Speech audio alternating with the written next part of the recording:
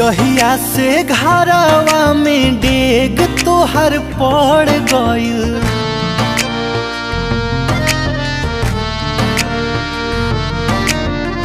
जहिया से घरवा में डेग तोहर पड़ गइल, लागेला चांद हमरा आंगना उतर गइल। लाखों में एक पवले बानी तोहरा के रानी, लाखों में एक पवले बानी तोहरा के रानी।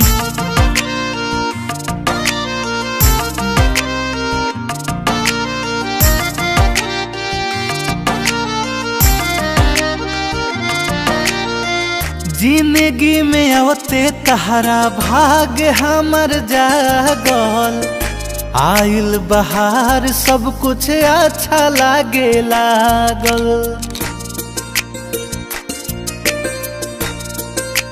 हाँ, जिंदगी में आवते तहरा भाग हमर जागल, आइल बहार सब कुछ अच्छा लागे लागल।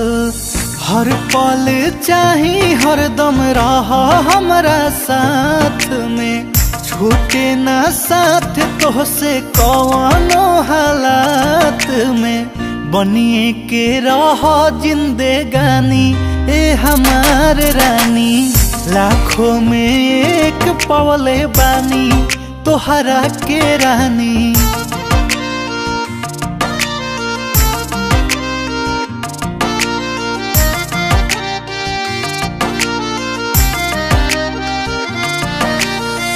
असही बनल रहे चेहरा प मुस्कान हो, तोहरे में बसेला जान हमर जान हो।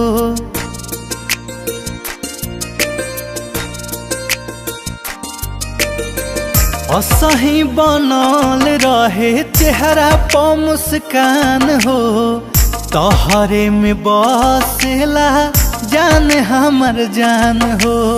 जहिया से बनल बाड़ू हमरो में हरिया हो, जिंदगी में छा गइल सगरो अंजोरिया हो।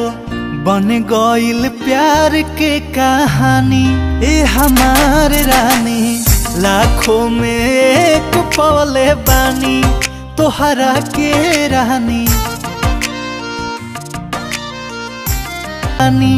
तोहरा के रानी, लाखों में एक पवले बानी तोहरा के रानी।